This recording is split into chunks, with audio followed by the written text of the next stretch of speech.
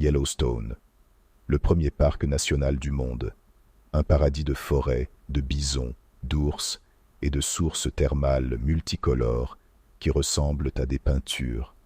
Chaque année, 4 millions de touristes visitent cet endroit pour prendre des photos de la nature sauvage. Ils s'émerveillent devant Old Faithful, le geyser qui projette de l'eau bouillante dans le ciel avec la précision d'une horloge suisse. Ils marchent sur des passerelles en bois, sentant l'odeur de soufre et la chaleur de la vapeur.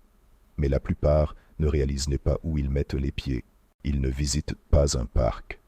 Ils marchent à l'intérieur de la bouche du plus grand monstre géologique de la Terre. Yellowstone n'a pas de volcan. Yellowstone est le volcan. Sous ce paysage idyllique, il existe une chambre de magma titanesque, mesurant 80 km de long. C'est un réservoir de roches fondues et cristallines, suffisamment grand pour remplir le Grand Canyon 14 fois. Et il est vivant. Les scientifiques ne l'appellent pas seulement un volcan. Ils utilisent un terme réservé aux événements qui éteignent des espèces, supervolcanes.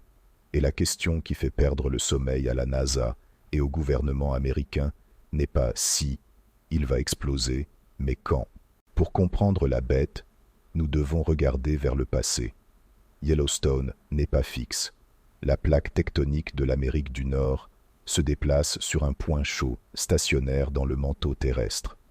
Comme un chalumeau brûlant une feuille de papier en mouvement, ce point chaud a créé une traînée de destruction au fil des millions d'années. La trace de ce monstre est la plaine de la rivière Snake, dans l'Idaho, une cicatrice de roches noires et volcaniques qui déchire l'ouest américain. Yellowstone n'est que la cheminée actuelle de ce chalumeau infernal. Le monstre a un cycle. Il a explosé il y a 2 100 000 ans. Ensuite, il y a 1 300 000 ans. Et la dernière fois, c'était il y a 640 000 ans. Si vous faites le calcul, vous remarquerez quelque chose de perturbant. L'intervalle moyen est d'environ 600 à 700 000 ans. Nous sommes, mathématiquement, dans la fenêtre d'une nouvelle éruption. Cela ne signifie pas que cela va se produire demain, mais géologiquement, le volcan est en retard pour une explosion. Mais combien cela serait-il grand? Vous vous souvenez du mont Sainte-Hélène en 1980? Cette explosion a arraché le sommet de la montagne et a tué 57 personnes. C'était terrible, mais comparé à Yellowstone, le Sainte-Hélène n'était qu'un claquement de doigts. Une super-éruption à Yellowstone serait 2500 fois plus grande. Ce ne serait pas un événement local, ce serait un événement d'extinction régionale et d'effondrement global. Simulons le pire scénario. Si Yellowstone explosait aujourd'hui, le premier signe serait un essaim de tremblement de terre intense, indiquant que le magma est en train de fracturer la roche pour remonter. Le sol du parc s'élèverait de plusieurs mètres en quelques jours. L'explosion serait entendue de l'autre côté du monde. Une colonne de cendres s'élèverait à 50 km, touchant la limite de l'espace. Mais ce qui tuerait ne serait pas le bruit. Dans un rayon de 100 km, la zone de la mort, tout serait vaporisé instantanément par des flux pyroclastiques à 800 degrés Celsius. Le Wyoming, l'Idaho et le Montana cesseraient d'exister en tant qu'État fonctionnel en quelques minutes. Des villes comme Salt Lake City et Denver seraient ensevelies sous des mètres de cendres volcaniques chaudes, transformant les corps en ciment immédiatement. Les toits s'effondreraient. Le réseau électrique ferait court-circuit. L'eau serait contaminée par du fluor et de l'acide. Les vents emporteraient les cendres vers l'est. La grange de l'Amérique, Iowa, Nebraska, Kansas, serait couverte. L'agriculture des États-Unis, qui nourrit une grande partie du monde, serait anéantie pendant des décennies. Le trafic aérien en Amérique du Nord s'arrêterait immédiatement. La cendre volcanique fond dans les turbines des avions, se transformant en verre et arrêtant les moteurs. Personne n'entre, personne ne sort. Mais le véritable assassin serait global. Le dioxyde de soufre libéré dans la stratosphère créerait un voile autour de la planète bloquant la lumière du soleil. La température mondiale chuterait drastiquement. Nous entrerions dans un hiver volcanique. Les moussons en Asie échoueraient. Les récoltes en Europe et au Brésil mourraient de froid. L'ONU estime que les stocks mondiaux de nourriture ne dureraient que 74 jours. Après cela, la famine de masse commencerait. L'économie mondiale entrerait dans un effondrement total. Le dollar, base de l'économie, perdrait de sa valeur si les États-Unis étaient enterrés sous les cendres. Ce serait la fin de la civilisation moderne telle que nous la connaissons. C'est un scénario de cauchemar. Mais avant que vous ne paniquiez, revenons à la réalité. Que fait le volcan en ce moment? Donne-t-il des signes? La réponse est oui et non. Yellowstone est un endroit agité. La terre là-bas respire, littéralement. Le sol du parc monte et descend d'environ 2 à 3 cm par an, comme la poitrine d'un géant endormi. En 2003, dans le bassin de Norris, le sol a tellement chauffé que les bottes des touristes ont commencé à fondre. De nouvelles fumerolles se sont ouvertes au milieu de la forêt, cuisant les arbres de l'intérieur vers l'extérieur. La zone a dû être fermée. Au Geyser Steamboat, le plus grand geyser actif du monde, est resté endormi pendant des années. Soudain, en 2018, il s'est réveillé et a battu des records d'éruption. Les scientifiques sont restés en alerte. Les tremblements de terre sont quotidiens. Parfois, des essaims de 1000 secousses se produisent en une semaine. Pour un touriste, c'est effrayant. Pour les géologues du AOIVO, c'est juste un mardi normal. La bonne nouvelle est que les scans de tomographie sismique montrent que la chambre de magma n'est pas prête. Pour exploser, le magma doit être au moins fondu à 50%. À Yellowstone, aujourd'hui, on estime que seulement 15% à 20% est liquide. Le reste est une pâte de cristal solide. Mais cela ne signifie pas que le parc soit sûr. En 1959, un tremblement de terre de magnitude 7,2 a frappé le lac Hebgen, à la limite du parc. Une montagne entière s'est effondrée, tuant 28 campeurs et créant un nouveau lac, le Earthquake Lake. Le danger le plus commun n'est pas l'éruption, c'est l'eau. Les sources thermales de Yellowstone sont magnifiques, mais mortelles. Beaucoup sont assez acides pour dissoudre un corps humain en quelques heures. En 2016, un jeune nommé Colin Scott a quitté le sentier pour tester la température de l'eau. Il a glissé et est tombé dans une source dans le bassin de Norris. En raison d'une tempête, le sauvetage n'a pu revenir que le lendemain. Lorsqu'ils sont revenus, il n'y avait plus de corps. L'eau acide et bouillante avait tout dissous, même les os. Yellowstone ne pardonne pas les erreurs. C'est un parc sauvage, pas Disneyland. Les animaux le savent. En hiver, les bisons se rassemblent près des geysers pour se réchauffer. Mais beaucoup meurent asphyxiés par le dioxyde de carbone qui s'accumule dans les dépressions du terrain. La mort blanche guette toujours. La peur d'une super-éruption est si grande que la NASA a développé un plan théorique pour tuer le volcan.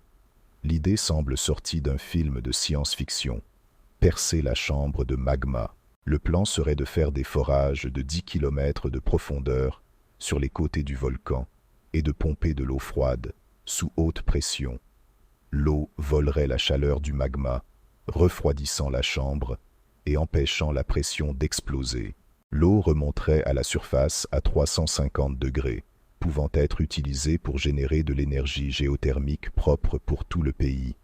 Énergie infinie et sécurité mondiale. Cela semble parfait, n'est-ce pas? Mais il y a un risque. Perforer un supervolcan, c'est comme faire une chirurgie du cerveau avec une perceuse de construction. S'il se trompe dans le calcul, la perforation elle-même pourrait déstabiliser le plafond de la chambre et provoquer l'éruption qu'il tentait d'éviter. De plus, le coût serait astronomique, 3 milliards de dollars, et le processus de refroidissement prendrait des milliers d'années. Aucun gouvernement ne veut investir dans un projet dont le résultat ne sera visible qu'en l'an 4000. Les scientifiques du USGS sont sceptiques. Ils disent mais que le scénario le plus probable pour l'avenir de Yellowstone n'est pas une super explosion, mais plutôt un flux de lave. Cela s'est déjà produit auparavant. Le volcan peut simplement se fissurer et libérer des rivières de lave lentes pendant des mois ou des années. Cela détruirait le parc et fermerait le tourisme, mais cela ne mettrait pas fin au monde. C'est le scénario bon. Un autre danger réel et imprévisible est les explosions hydrothermales. L'eau souterraine peut se transformer instantanément en vapeur, faisant exploser la roche au-dessus sans avertissement. Cela crée des cratères de centaines de mètres. La cratère de Mary Bay, dans le lac Yellowstone, a été créée par l'une de ces explosions. C'est la plus grande cratère d'explosion hydrothermale au monde. Cela peut se produire demain, sans aucun signe sismique préalable. La science moderne a beaucoup progressé. Aujourd'hui, nous avons des satellites qui mesurent si le sol a monté d'1 millimètre. Nous avons des capteurs de gravité qui détectent si le magma se déplace en dessous. Yellowstone ne nous prendra pas par surprise, comme le mont St. Helens. Nous aurons des avertissements, des semaines, peut-être des mois, ou des années de tremblements de terre croissants et de déformation du sol avant l'événement principal. La question est, que ferions-nous avec cet avertissement? Comment évacuer la moitié d'un continent? La peur de Yellowstone alimente une industrie de preppers. Des gens construisent des bunkers et stockent de la nourriture dans l'est des États-Unis, loin de la zone de mort, attendant le jour où le ciel s'assombrira. Hollywood aime ce volcan. Dans le film 2012, Woody Harrelson assiste à l'éruption de Yellowstone avec une joie maniaque. La culture pop a transformé le volcan en célébrité de l'apocalypse. Mais le plus grand ennemi du parc aujourd'hui n'est pas le magma, c'est nous. Les touristes jettent des déchets dans les geysers. La célèbre Morning Glory Pool a perdu sa couleur bleue et est devenue verte parce que des pièces de monnaie et des déchets ont obstrué la cheminée et ont abaissé la température de l'eau. Des drones tombent dans des sources thermales. Des gens essaient de cuire du poulet dans les eaux volcaniques. Notre manque de respect pour la nature est plus visible que sa colère. Les tribus indigènes qui vivaient dans la région depuis 11 000 ans savaient respecter l'endroit. Ils utilisaient l'obsidienne du Yellowstone pour fabriquer des pointes de flèches, mais ne vivaient pas au centre de la caldeira. Ils comprenaient que c'était une terre d'esprit. Le précipice d'obsidienne dans le parc est une preuve de cette connexion. Le verre volcanique trouvé là-bas a été retrouvé dans des échanges commerciaux jusqu'en Ohio, à des milliers de kilomètres. Yellowstone façonnait l'économie de l'Amérique bien avant le dollar. Une théorie récente suggère que le hotspot de Yellowstone pourrait perdre de sa puissance. La plaque nord-américaine passe au-dessus de lui et la traînée de magma rencontre une croûte plus épaisse et plus froide dans les montagnes rocheuses. Peut-être que le monstre est en train de mourir de vieillesse. Peut-être que la super-éruption d'il y a 640 000 ans a été le dernier grand soupir. Mais la géologie est une science d'incertitude. Parier contre un volcan, c'est parier sa propre vie. La vallée de la Mare, connue comme le Serengeti américain, est pleine de loups et d'élans. Il est ironique qu'un endroit qui représente la vie sauvage la plus pure de l'Amérique soit situé sur la plus grande arme de destruction massive de la nature. La réintroduction des loups en 1995 a changé l'écosystème, prouvant que la nature s'équilibre d'elle-même. Le volcan fait partie de cet équilibre. Les éruptions passées ont enrichi le sol, permettant à ces forêts d'exister.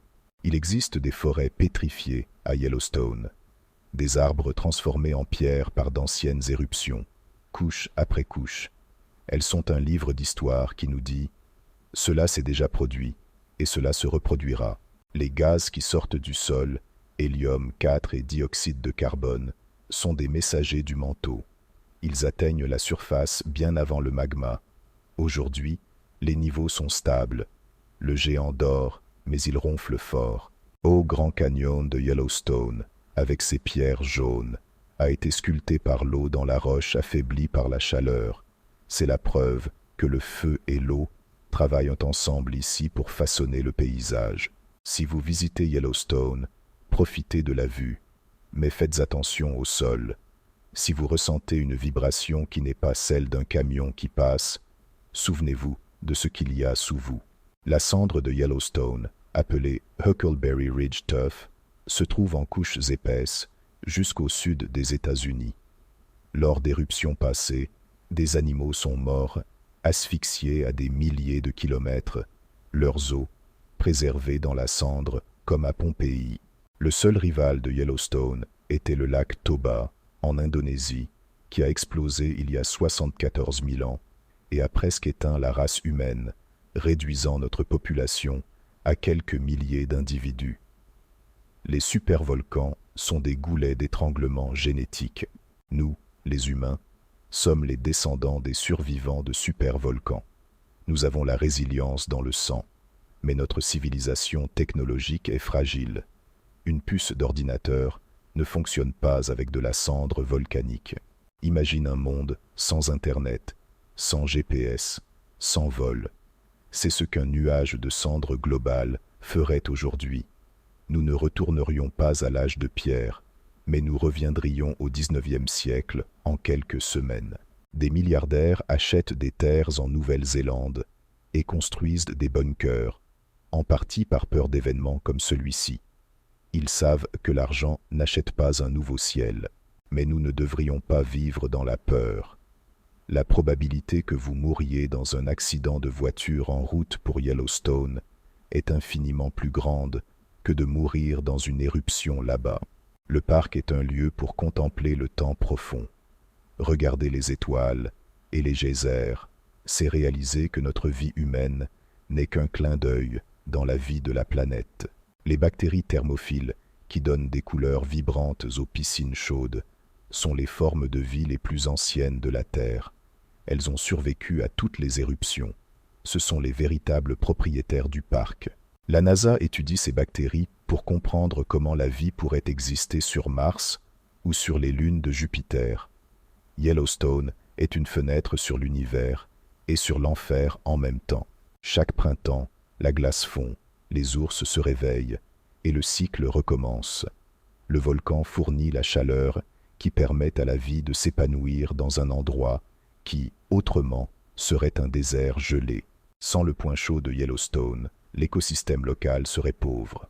Le monstre est aussi le créateur. C'est la dualité de la nature, Shiva, le destructeur et le transformateur. Les scientifiques utilisent les ondes sismiques des tremblements de terre lointains pour éclairer l'intérieur de la Terre comme un rayon X. C'est ainsi que nous connaissons la forme de la chambre de magma. Chaque année, l'image devient plus nette. Dans le futur, nous aurons peut-être la technologie pour soulager la pression. Peut-être que le plan de la NASA de Forer ne sera plus de la fiction. L'ingénierie planétaire pourrait être notre seule défense contre la géologie. Jusqu'à là, nous observons. Les casseroles de boue bouillonnent. La vapeur monte. L'odeur de soufre nous rappelle que le démon prépare le dîner en bas. Si vous visitez, respectez les règles. Ne quittez pas le sentier. Ne touchez pas aux animaux. Le parc tue des touristes imprudents chaque année sans avoir besoin d'une éruption. Les gardes forestiers sont des héros anonymes. Ils protègent le parc des gens et les gens du parc. Ils vivent au-dessus de la bombe et dorment tranquilles. Lorsque les premiers explorateurs ont parlé de Yellowstone au XIXe siècle, des rivières bouillonnantes, des jets d'eau de 50 mètres, personne n'a cru. Ils l'ont appelé l'enfer de Colter.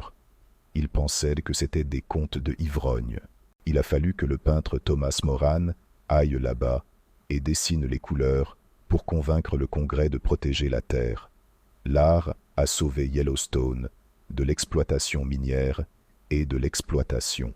Oui, cela a presque été une mine. Imaginez miner sur un supervolcan.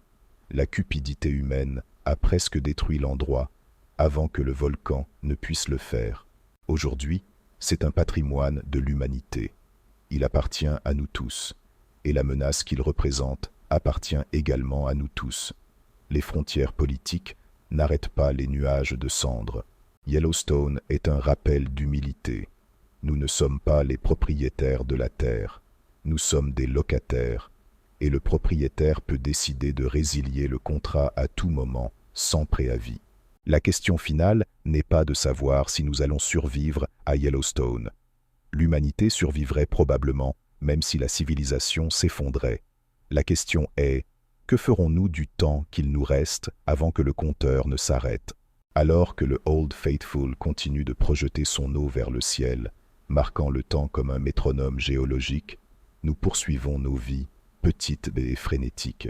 Profitez de la beauté, respectez le pouvoir, et remerciez chaque jour où le sol sous vos pieds reste solide et froid. Oh, le monstre dort, et pendant qu'il dort, nous pouvons rêver. Mais n'oublie jamais, il a la clé de la fin du monde dans sa poche. Si vous voulez continuer à explorer les dangers et les merveilles de notre planète avant qu'elle n'explose, abonnez-vous à la chaîne. Nous avons beaucoup plus à découvrir, des abysses de l'océan aux tempêtes solaires. À bientôt dans le prochain documentaire.